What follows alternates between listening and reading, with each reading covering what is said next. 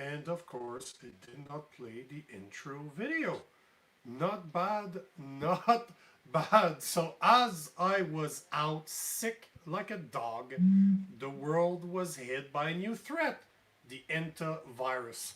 Obviously, we need to speak about it, but we will not cover what mainstream media is talking about. We're going to address the rumors and the so called conspiracy theories. Welcome to the Political Orphans. My name is Nico Lagan, and I'm joined by my Sunday co host, Peyman. Talk about a time for me to get sick. I really never get sick more than, a day. Like I'll feel like crap one day and then the day after I'm good. I've been sick since last Sunday. And during that time, we have a new virus that's taken over the world. I cannot be sick ever again.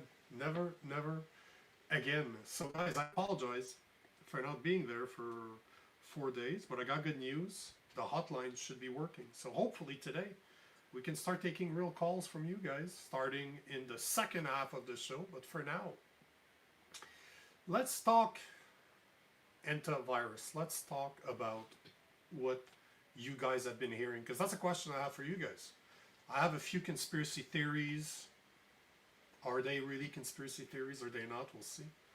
But I found a lot of information, and I know that you guys have heard a lot of rumors, a lot of conspiracy theories too. So please share them with us. I want to know what you guys think. I want to know what you guys have seen, what you guys are thinking, and we'll start there. So before we get to the juicy stories, I wanted to show you something that I found extremely, extremely interesting. Because obviously, like everybody else out there, I use the Google. So the first thing I heard the first thing I thought about when I heard antivirus is, what is the incubation period between the time of exposure and the time of symptom? First thing that comes up is what you're seeing. Oh, no, hold on. That is not right at all. Wow, don't do this for a week and it's like my brain is mashed potatoes. Awesome. There we go. Let's try that again. Here's what comes up. I swear to you.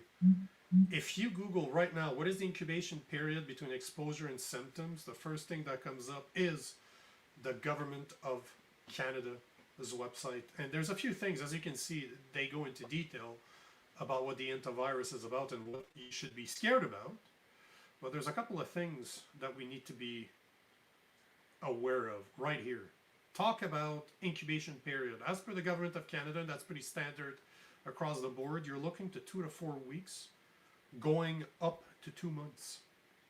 That is a massive incubation period. That means that if you've been exposed, you should be in quarantine for up to 2 months. That's insane. That's absolutely insane. But here's something that they don't talk about in the news right here. The majority of antivirus infections occurs in males and in individuals between the age of 20 to 40, which is a bit different from COVID, if you remember correctly. Mostly the elderly and people with a lot of comorbidities were the most at risk, but the majority of antivirus infections occurs in males. Have you heard about that, Peyman? Because I did not hear about that anywhere.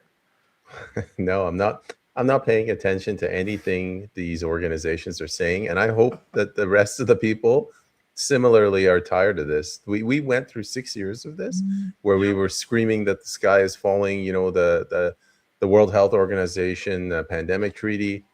I've just realized that the best way to fight these guys is to just ignore them like they're bad advertisement. Yeah, that's always a play. But when it starts impacting your everyday life, you can't ignore it anymore. So I agree with you, but you can't be naive into thinking that it could not be a problem. I'm not saying that antivirus is the problem. I'm saying that the organization that we're going to be talking about today are the problem. But here's what's interesting. Look at this. Look at the date. Public Health Agency of Canada, 2010. 16 years ago, this was published. The first website that comes up if you Google what is the incubation period between exposure and symptoms antivirus, an article published on Canada.ca from 2010. Right there, I'm like, okay, so you know, there's a lot of people out there that are speaking that this is nothing new, that it's been happening for, that it's been a problem, that it's been known for a few years. There's the proof. Canada, the Public Health Agency of Canada was talking about it in 2010, and some of the articles that they're quoting in there are 2003, 2008, 2010, 2001, 2006, 2000. So the earliest mention that they're using for this article is 1999. Just to give you an example, that's almost 30 years ago. Just putting it into perspective. So this has been going on. Yeah, 1999. Oh shit, yeah, that's almost 30 years ago. Wow. Yeah. So that's 28. That's 27 years ago. Just to put it into perspective. So this is the incubation period, because obviously you should know that when they're talking about a new virus. But where it gets interesting is when you start trying to see correlation between the way they're talking about it now and the way that they were talking about COVID prior to 2020, at the end of 2018, at the end of 2019, or at the beginning of 2020, like before the lockdowns. And here's what you're going to find pretty interesting. So you have the WHO, obviously, they're the ones that put all those lockdowns on us back during the COVID years. But now the WHO, in an article from May 8th, an article from CNN, the WHO said on Thursday that while it expects more cases to emerge, it does not anticipate a large epidemic anywhere similar to COVID, and underlined that there are no evidence of a widespread transmission risk. On the 10th, on May 10th, which is today, in an article from the CDC, the WHO is also quoted saying the public health risk remains low, stressing the hantavirus outbreak is not comparable to COVID-19. Yet, here is a video. You saw the intro that should have played earlier was a portion of the video that I'm about to share with you. But to put it into perspective, we are talking about the director of the WHO, Dr. Tedros, what he had to say about this. And this video was supposedly published yesterday. So listen to what the director of the WHO had to say. And then the other issue is, I thank the Prime Minister because based on the request WHO made, he accepted. And the request I made was based on international health regulation. And countries are expected to cooperate based on that international health regulation. But not only the IHR, I think we should also be strong believers of solidarity. Solidarity, because that's our best immunity. It's only when we support each other that we can respond more effectively to virus or to outbreaks like this. And it's also a moral duty. And then the other issue. What does that sound like to you when you hear the director of the WHO tell us that we need to follow the IHR, and I will explain what the IHR is in a second, that we need to show solidarity for each other? What the hell does that mean to you when you hear that? Well, I know exactly what he's saying. These are supposed to be recommendations. So a recommendation is like if I say, Nico, you should wash your car once a month. But what the WHO is doing is they're calling it recommendations, but they're making it so that they're essentially international law. Like they're legally binding. You have to do it. The difference now is, as you pointed out to me earlier today, Nico, Trump has left the WHO. Like they've lost a huge player, and Trump bitch slapped Bill Gates, so they don't really have Bill Gates in there either. thank you for stealing my thunder. Thank you for talking about what I'm about to talk about. Thank you a lot. I always Sorry, appreciate that. Nico. One more thing. I think you'll hate me if I don't mention this. The audience is complaining that your microphone volume is a little bit low. I know you have a new microphone. If there's anything you can do, maybe. Oh yeah, I can pop the volume right now. I normally try to keep it a bit lower because I tend to go crazy and exaggerate and just lose my shit. But if you're saying that it's too low, give me a second. I'm gonna fix it right now.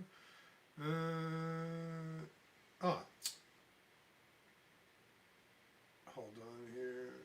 I just want to make sure. Yeah. Is it better right now? Can you guys tell me if that sounds better or not? It sounds the same to me. I'll see what the audience is saying. Oh Jesus, I know why. Oh wow. Okay, you want to see a difference in the microphone quality here? My eardrums. Oh, What do you think about this? there we go. There we go. So is that better for everybody out there? Because yeah, it wasn't even on my microphone. It was somehow using the microphone on my camera. Okay. It sounds to me it sounds a lot better, but I'm getting a lot of feedback. Also, now you're hearing yourself in there. It's okay. I'll try to talk less, and you can mute your mic when I talk. Yeah, no. That's all. Man, this damn thing with trying to make this the live chat, the live video work. Not the live video, but the live call-in is turning to be a pain in the bottom. Because now your voice. So are people hearing you double now because you're being processed through my equipment as well? If you talk, what is that? What's happening? You hear yourself? I believe so. Yep. And that wasn't happening 2 seconds ago, was it? No. Oh, what a pain in the bum. How about now? Is it still the same thing? Testing. Yeah. It's still echoing. Try echo cancellation. No, that has nothing to do with it. It's because your sound is being routed through my interface that I use in order to try to route the calls from later on. I tested it, but I didn't test it with a host. So this is Jesus. Nico, you continue. You do the most of the show. You need the audio. I'll be quiet. Yeah, I just don't know how to fix it. I'm sorry, my bro.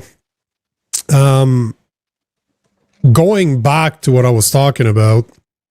Yeah, I really apologize for this. What a pain this is becoming. I'll figure it out. I apologize, guys. I'll figure it out, though. Here is something you guys definitely need to look into is right here. So we were talking, well, the video that I showed a few minutes ago now, since we've been talking about microphone problems, was about the IHR, the International Health Regulations. I don't know for you guys, but I did not know them by heart. So I went and I looked into what the IHRs are. And I found, once again, on the Government of Canada website, that you won't be surprised to hear that we do follow the IHR. We did follow them during COVID. And just to put you into perspective, what the IHRs are, they were based in 2005. They are binding on the World Health Organization in 196 countries, known as state parties, including Canada. Came into force in 2007, requires countries to work together for global health security. They're focused on addressing serious public health threats that have the potential to spread beyond a country's border to other parts of the world. Through the IHR, countries have agreed to build their capacity to detect, assess, report, and respond to public health events. I don't know for you, but that doesn't sound good to me. Then right here, the part, other obligations established by the IHR require countries to, for example, strengthen their national surveillance and response capacities, as well as report certain public health events to the WHO. Strengthen their national surveillance and response capabilities. Doesn't that sound problematic to you? That they need to also monitor and evaluate real life events, emergency preparedness and response exercises. The success of the IHR implementation in Canada relies on ongoing collaboration by all partners to carry out surveillance, reporting, notification, verification, response, and collaboration activities across the country and at international points of entry, airports, ports, and ground crossings. So this sounds familiar to probably all of you because this was used during COVID. But one of the things that I did not know is that on June 1st, 2024, there were amendments made to the IHR. The World Health Organization member states agreed on a set of amendments to the international health regulations. This agreement came 2 years after 2 years of negotiation amongst member states. These amendments align with Canada's commitment to strengthen global health security and to protect the health of the safety of Canadians and strengthen global commitments to preparedness, surveillance, and response for public health emergencies.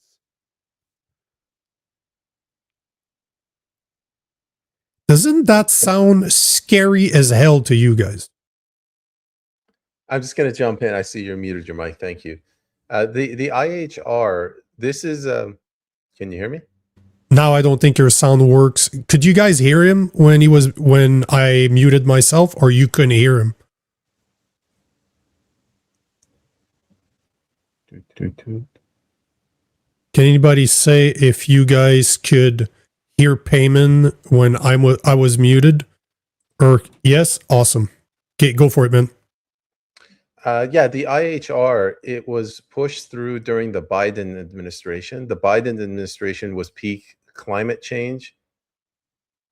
Sorry? Actually, no, the IHR. Oh, no, hold on. The IHR. Yes, you're right. You're correct. You're correct. The IHR, you're correct. It's okay. I don't claim to be an expert on this, but it happened during the time the Biden administration. They kicked out Trump. It was peak COVID. They were trying to take over the world through climate change, and everything fell apart after the 2024 election. Now the world is going in a different direction. I'm not saying that we're going towards paradise, but this whole climate change, One Health agenda, medical tyranny, it doesn't pack the same punch that it did under Biden. So I don't think I think that's why Hantavirus is not COVID all over again. It's just they tried it and they failed. They'll find some other way. And I hope you're right. I hope you're absolutely correct. But that's not what you see in the news, right? In the news, you see Hantavirus absolutely everywhere. Everybody's talking about it. That's all they seem to be talking about. It seems that we've forgotten anything else. It's all about Hantavirus.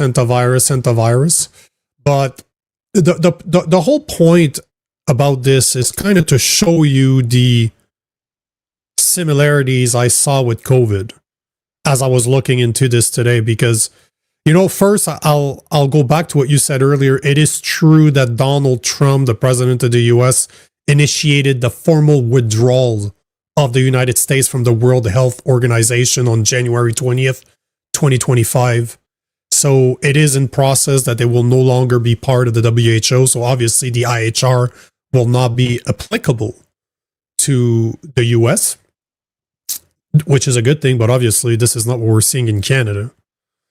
But some of the things that I wanted to address were based on some of the conspiracy theories that I was seeing out there. I wanted, I follow a lot of conspiracy theorists. Probably that people think I'm one. Maybe I am. But I wanted to see if what was being said out there was actually accurate or not. But I also wanted to see if I could see some correlations with COVID because I'm a big fan of history. If you want to know what's coming, look at what happened in the past. It tends to be very cyclical. And I hope people are not fooled again. If that's the path that we're going down right now, if this is indeed going to happen again, I want people to know what the hell is going on. This is the whole point of today, right?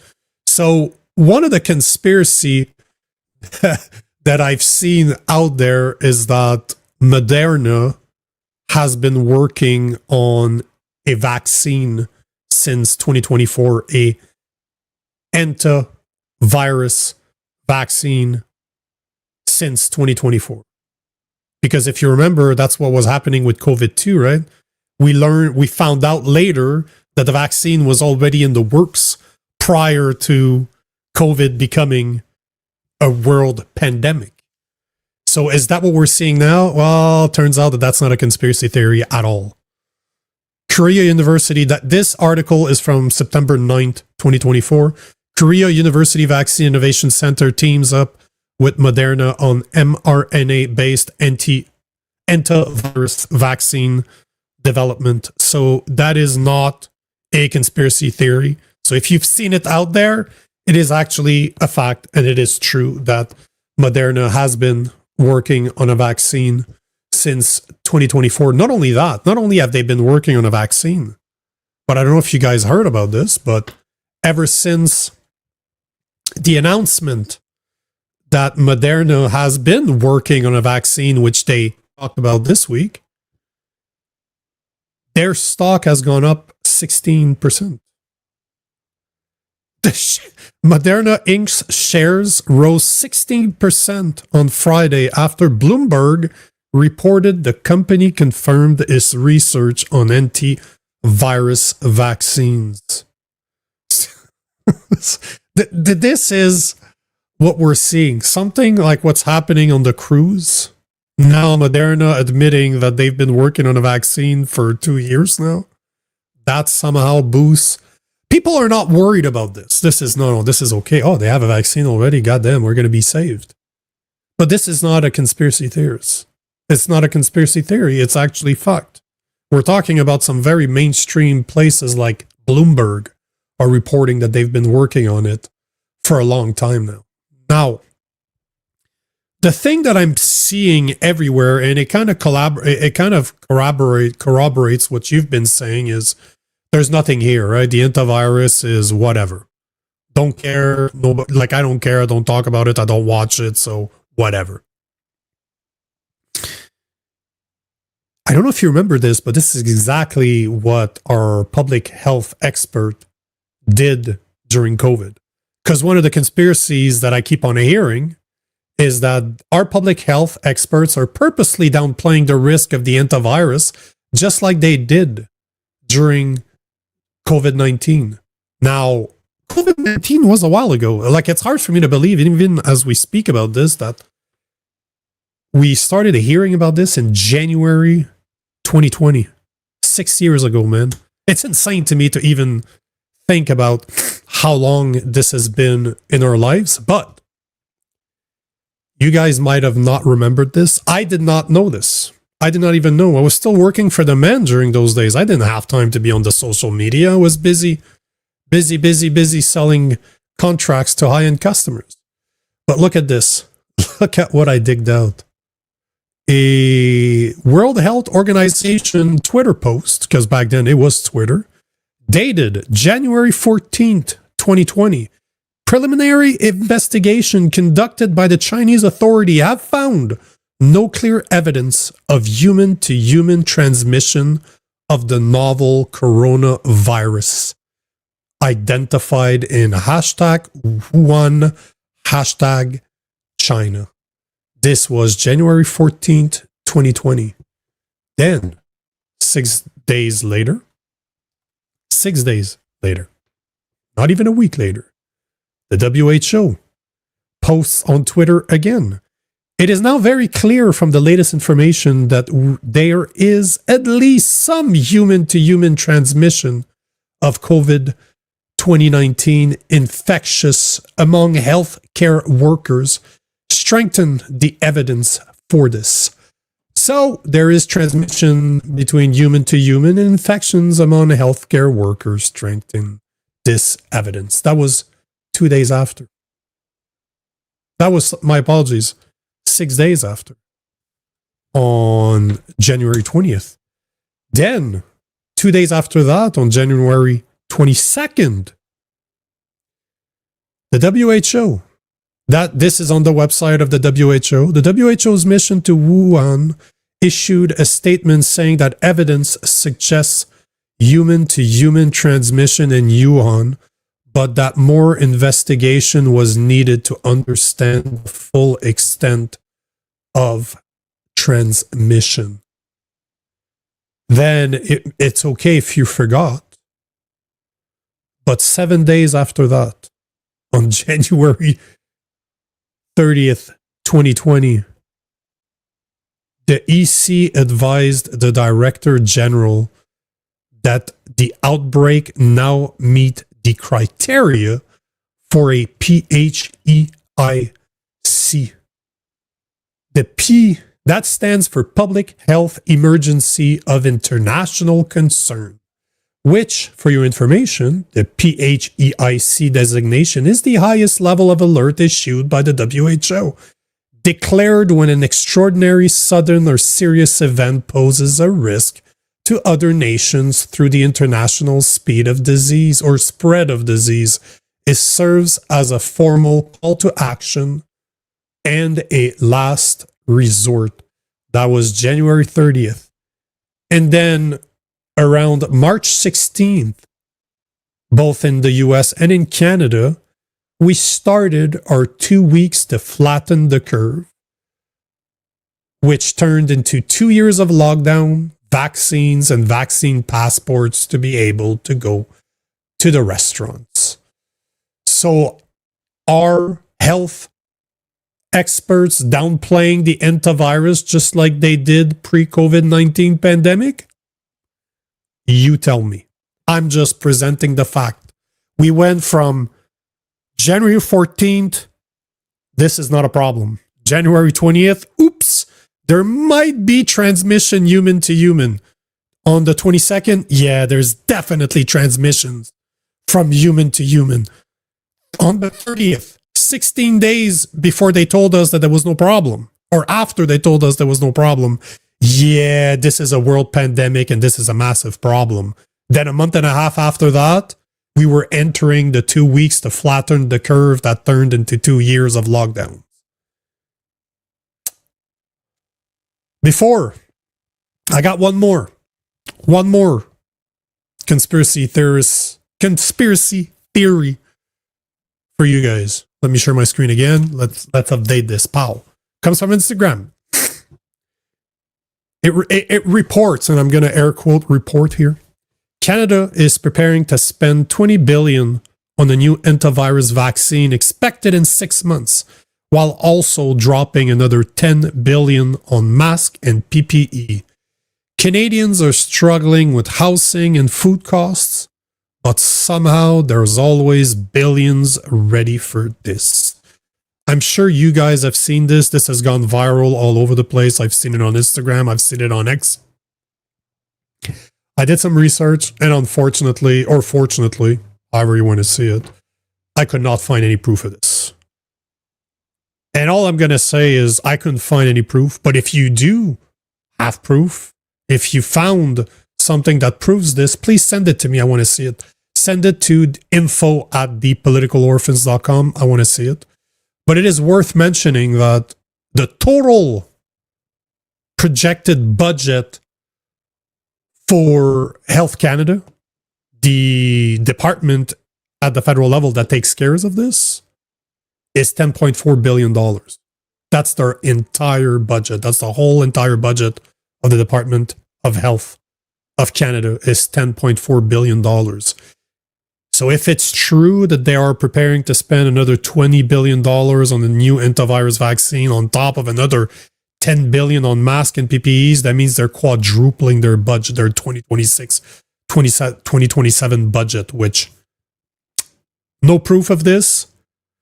I'd be very curious to see where people get that information from, because if you look at the amount of views that post got, you're talking hundreds of thousands of views just on Instagram alone. So a lot of people have seen that post. I wonder if you guys have seen that post. Did you guys believe this when you first saw it? Or did you go like me and start researching it? Because it's important we don't believe everything that we see online. Like, even if I normally trust a certain account, that doesn't mean that I will believe everything they're saying. I always double check what they're saying, because this happens all the time. So, question for you guys. What have you heard? Have you heard some conspiracy theories out there, some rumors that I have not addressed? Because I want to hear about them, so drop them in the comment. I also want you guys to tell me, do you think that we're looking at a COVID lockdown 2.0? Or is that just fluff? Is that just crap like Peyman believes it is? And I'm not saying he's wrong. I'm not saying he's right. I'm just saying it's an opinion, and it's a valid opinion. Or, you know what? Let me ask you this on top of that. If you do believe that there's a possibility of COVID lockdowns 2.0, are you going to fall for it again? Are you going to be different from what you were back in COVID time? Because from what I've heard, there's a lot of people that would never fall for it again. Is that your situation? How did you follow the trends back in COVID times? Were you like me and you said fuck off to all that shit and lost your career over it? Are you going to act differently this time, if there is at this time right now? Those are the questions I have for you guys. But before we get to your question, to your answers, remember this: no matter what you did last time, don't forget that you have the power to say no to whatever's coming. You can choose not to comply. It's not because you followed last time that you need to repeat the same thing this time, if there is a this time right now. Guys, I want to open the lines. You guys should be able to call now. I tested it out without Peyman on the show. I should have tested it with a co-host, but now everything should be working. You guys should be able to call in. I should be able to take your calls. I should be able to finally hear you guys and actually have a real conversation. So if you're interested in calling in and having your voice heard, go to callme.rode.com. Call me, CALLME.RODE.com. I believe, see, it's scrolling at the bottom of your screen right now. Go to callme.rode.com and enter the code SFLXJY, and I should be able to bring your voice on the show. What are you thinking, Peyman? Thanks for muting. I mean, on the one hand, Canada needs another COVID event so that it has an excuse to print money so that it can keep the economy going. And we are so far down this socialist road that to deny that Canada is a socialist nation, it would be just ludicrous. Like, this is what we are. So so there is a big desire on the part of the government to say, all right, let's jump on this COVID thing. On the other hand, so normal people, normies, people who would always vote elbows up, they're starting to wake up. And I've had people tell me that they believe that the COVID vaccine is causing cancers. So if the brain dead normies are waking up, I shouldn't be rude. If the average rank and file centrist is waking up, it's going to be harder this time around. And secondly, there has been an exodus of investment in Canada. So Mark Carney might not be able to lean into this the same way that Trudeau had carte blanche to just ravage and rape our economy. I'll stop there. And since we're having microphone issues, I can bring up the comments and then you read them this time. I'll mute my mic.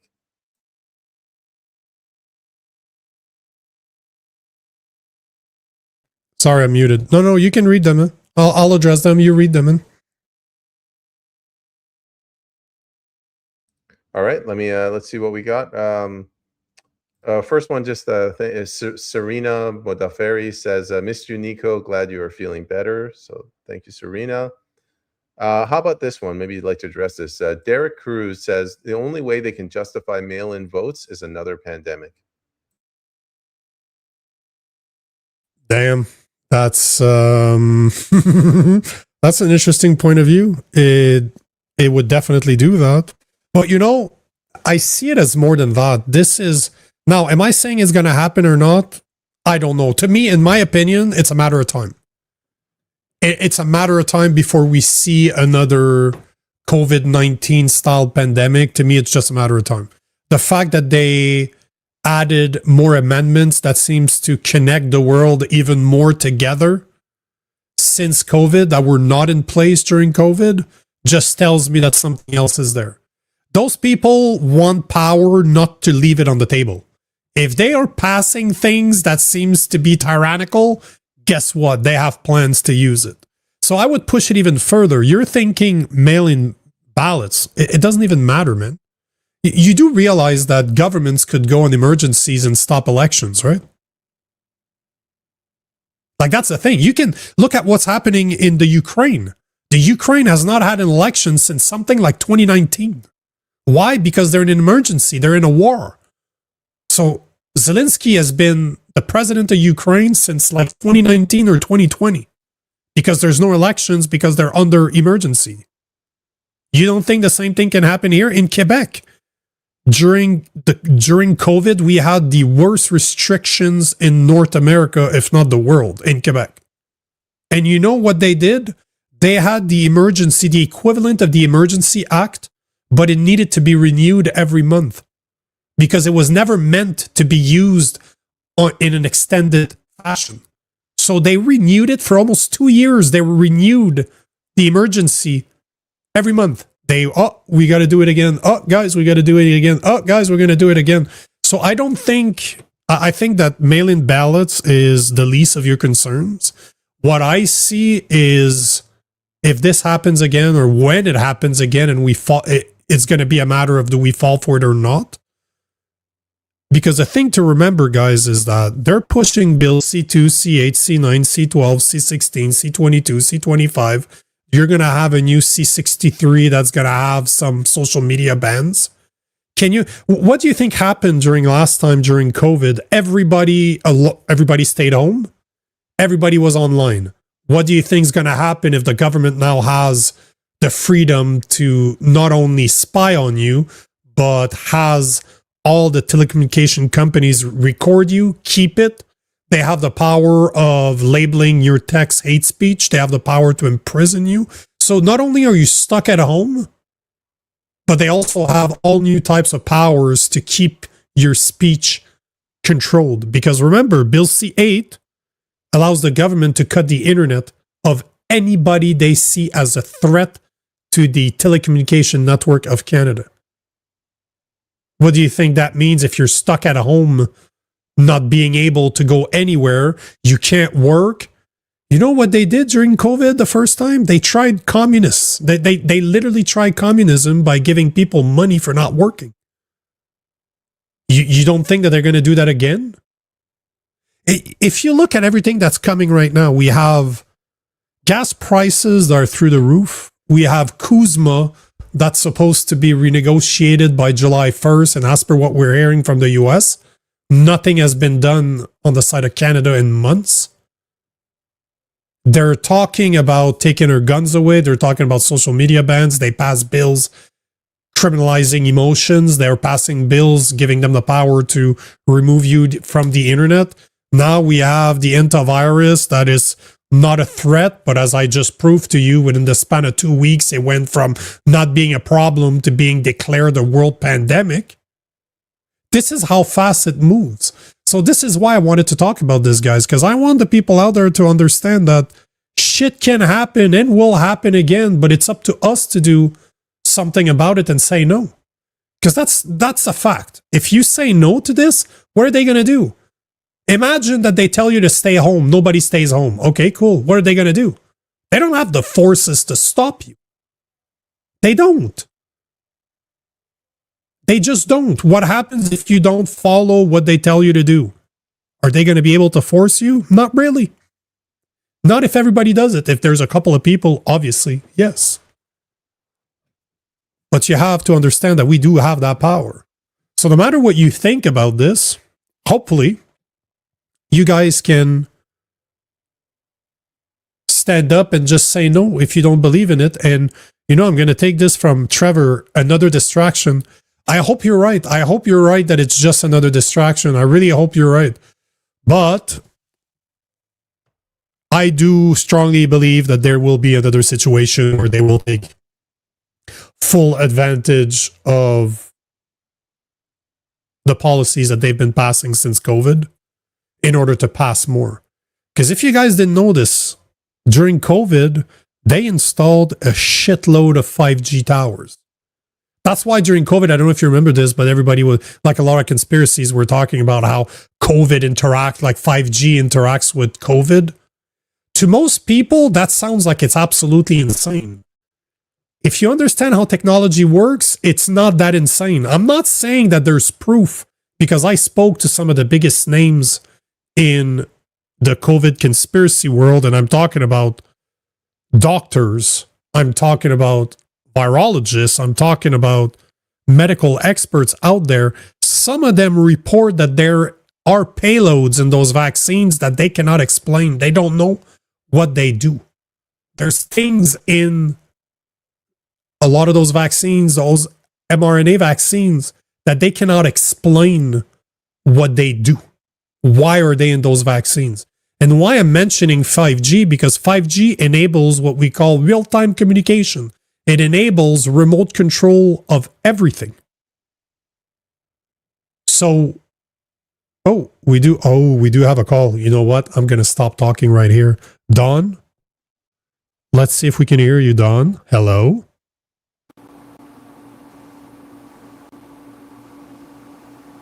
I can hear some background noise, but I cannot hear Don. I can hear you, Nico. Hey, Don, what is going on? Hey, Nico and Peyman. No, I think they're just floating around the idea, right? Like, and to see who will comply, or just to see that kind of feedback on what the reaction is to such a horrible mouse thing is on a cruise ship. You know, it's crazy. Something that's been around for 26 years, like I was showing earlier. Literally, the government of Canada has an article from 2010 on their website quoting papers from 1999. So this is nothing new. This is something that's been going on for a long time. It's just, you see how the news is using it? Is that going to enable them to take advantage of the situation again? Because I don't know a lot of people that don't see a problem with the way COVID was handled. Right? No matter what you believe during COVID, looking back, did the government take advantage of COVID? I don't know a lot of people that will say no. Okay. But clearly, that's not reality. Oh, they took advantage of everything, right? So this whole idea of, like, I think I read today there was like 3 more Canadians quarantined, you know, yep, because they were, you know, like, oh my gosh, like, I live out of town, right? I've cleaned many mouse traps and stuff, right? I don't care. You know, like, when my time comes, and my time comes. I'm not waiting on the government, right? It's like, today I got my Statistics Canada census, right? It's like, who the hell are you, right? Like, don't care what you want, right? But I got an internal error. Maybe it's disconnected. No, you're still there. I don't know. We can still hear you. Okay, I don't know. good. We can still hear you. Yeah, just the games being played is just like, oh my gosh, like, enough already. Like, don't care. Well, I appreciate your call. Nice to speak to. Nice to finally speak to you, Don. And thank you again for your contribution. This call is brought to you by Don. There you go. Thanks. You guys have a great night. You too, I'll man. keep listening. Absolutely. Thank you. Bye. Well, there you have it. First call. That was cool. I like it. Peyman, anything to add to this? No, I'm glad that it worked. There's a lot of questions. There's a lot of activity in the comments. I think people are on pins and needles. Further to the previous question, Cindy Yaxitz Servatius says, They are rolling out in 6 months the bioweapon just in time for Alberta to vote. I'm not sure. Are you referring to the same comment as I show? The same, I'm going to call it a conspiracy theory, but the same thing I was talking about earlier about the $20 billion that Canada is ready to invest in antivirus vaccines in the next 6 months, and another 10 on masks and PPE. Is that what you're talking about? Because I don't know if you saw that earlier, but I did some research earlier and I could not find any credible source at all. The only thing I could find was literally that post being reshared and reshared and reshared, but I could not find any official statement anywhere saying that that was the case. Now, does that mean it's complete nonsense? Not necessarily. I'm not saying that it is. I'm just saying that I could not prove this so-called conspiracy theory. And I'm just putting it out there that the whole budget, the 2026-2027 budget for Health Canada as a whole is something like 10.3, is between 10 billion and 11 billion dollars. So if they're adding another 30 billion dollars to their budget, they're literally quadrupling their budget. Which, is it possible? Yeah, Mark Carney is printing money left, right, and center. So is it a possibility? Absolutely. But I could not find any proof of that. Here's another one from, these names are impossible. Y Schmidlin 8172. One of the side effects of the COVID vaccine, according to the Pfizer reports, is Hantavirus pulmonary infection. Correct. I've seen many reports. I've seen many very, very credible doctors in the US speaking about this, and it is shown in the Pfizer reports that the hantavirus pulmonary infection is one of the side effects of the hantavirus, and it's a respiratory problem, just like COVID was. So yes, I saw the same thing, and I've seen the document posted by many credible sources. So yeah, it is not a coincidence. Definitely not. Here's another one. I kind of like this comment. Derek Crew says, when you give up freedoms in emergencies, you will get more emergencies. You know, I believe it's Winston Churchill that said, those who are ready to trade their freedom for security deserve neither. Obviously, I'm paraphrasing. He said it way better than I just did, but that is the gist of it, and I agree with it. And that's what I was saying earlier. If governments don't give themselves the power to be tyrannical without ever planning of using it, there's no consequences. I got a reel right now that's going viral on Instagram because I got the chance to record with Dr. Mark Trozy. I don't know if you know who that guy is, Peyman, but I've been hearing about this guy for years, and finally 2 weeks ago I got the chance to record with him, and one of my favorite interviews, I gotta say. I really hit it off. Like, the guy is just super well spoken, but he's super cool too. Like, he's just a cool dude, and you just see what happened with this guy. But one of the things that I was asking, because he's a doctor and I was super forward with him, I'm like, hey, are you ashamed of being a doctor considering what happened during COVID? Like, those are the type of questions that I was asking him, and he was super responsive. Like, what a great guy. But I got a reel that's going viral right now, and I was saying basically that doctors, just like our government, should be held responsible for what they did during COVID, because our government used the Emergencies Act illegally, and it was found to be unconstitutional by the Supreme Court of Canada. And then you look at the doctors, they pushed vaccines that they knew nothing about. mRNA was brand new technology that had never been tested on people until COVID, and doctors pushed that on their patients. So I was telling him, I'm like, they need to be held accountable. And on top of that, you know, another thing I was saying during that interview is I've met a lot of people over the years that regretted taking the vaccine, but I haven't met one single person that told me they regretted not taking the vaccine. Not one. Not one. I haven't met one yet.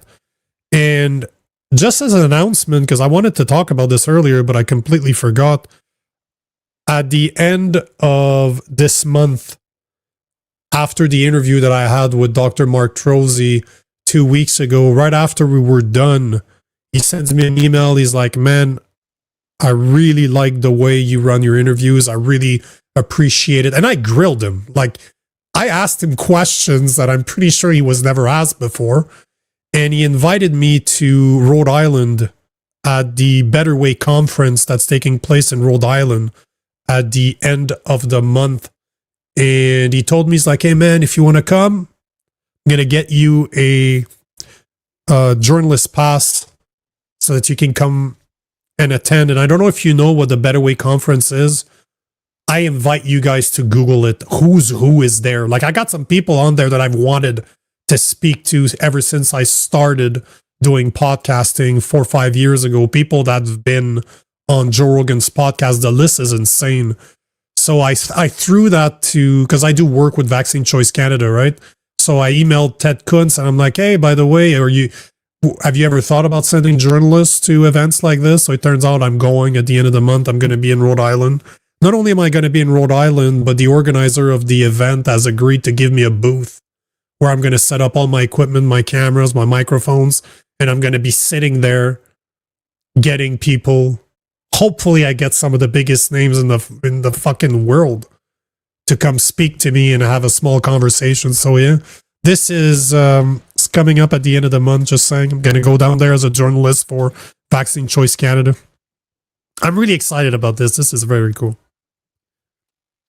I wonder if Anthony Fauci is going to show up. Maybe you could talk to him, punch him in the face for me. Yeah, I don't think that's going to happen. We got a good comment from Califu. Before COVID hysteria took over, the mainstream media primed the population for at least a decade. Zika, bird flu, swine flu, SARS, and maybe a few others. The mainstream media is throwing stuff at the wall to see what sticks. This is exactly, you're absolutely right. And it's more than a decade. If you go back, it's something like since the 90s.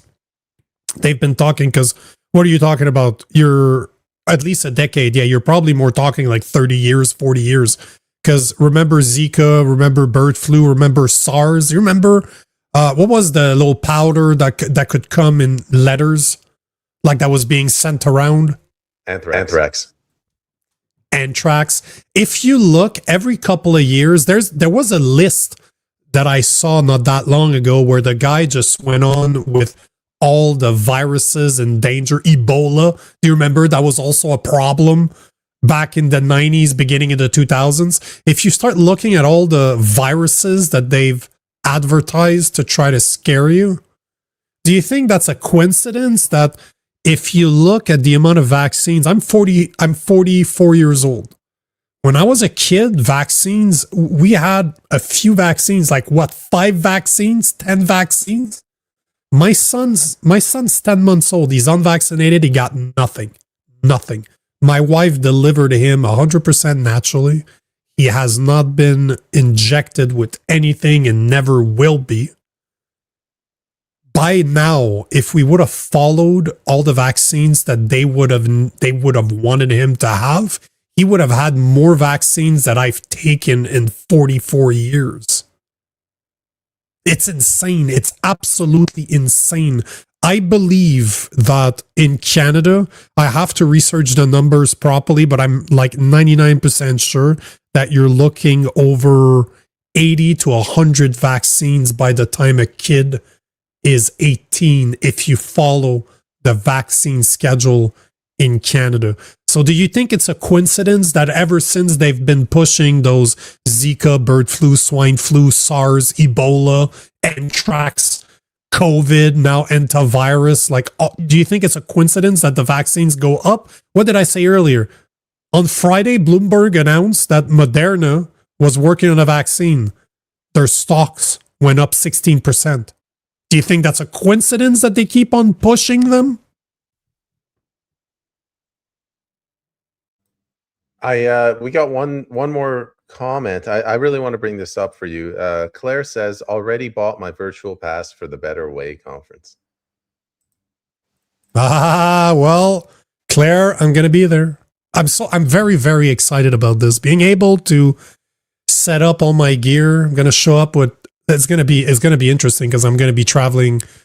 Obviously, I'm gonna be flying, so I'm gonna be flying with 3 cameras. I'm gonna be flying with lights, all my gear, so it's gonna be interesting. I've done it before, but not with that much equipment. That's right. I'm gonna do it at the end of the month. But yeah, I suggest if you haven't heard about the Better Way conference, I suggest you check it out because the people that are gonna be there is insane.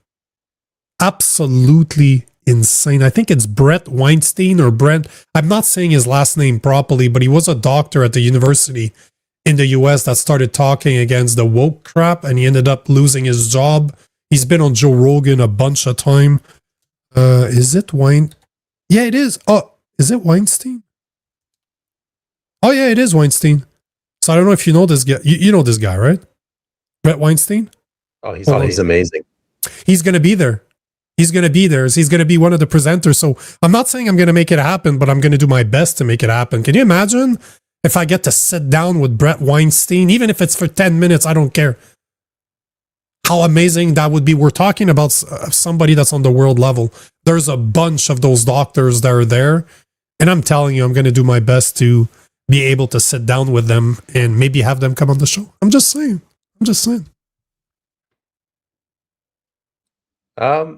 I guess we can do one final comment. This is from Firecracker. I'm sure he's not trying to be rude. He's just being honest. Stop calling the COVID vaccine a vaccine. It's not a vaccine. It's an experimental gene therapy. I'm not disagreeing with you. Dr. Malone, funny enough, is going to be there. If I'm not mistaken, I just want to Google. Yeah, I believe I have to look at the list again, but I believe that Dr. Malone might be at that conference too. So it's not only that. There was another one. What's his name? Shit. There's another very known doctor that spoke during COVID, and he doesn't believe in viruses whatsoever. I've had him on the show before.